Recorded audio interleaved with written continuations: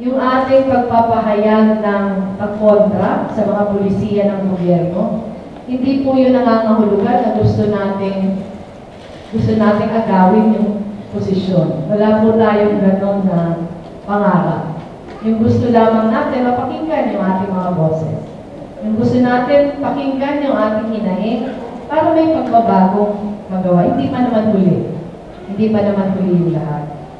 Pero yung sa akin lang, sa pagpapahayag natin ng ating saloobin, parati po natin hindi kakalimutan kung bakit natin ito pinaglalaban.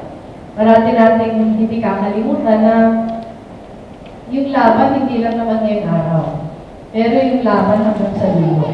At mahalaga na sa lahat na ginagawa natin, doon lamang tayo sa tama.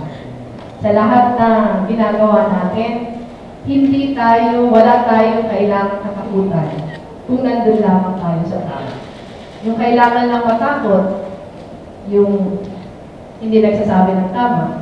Yung kailangan lamang matakot, yung iba yung hangarin kung bakit sila nandito.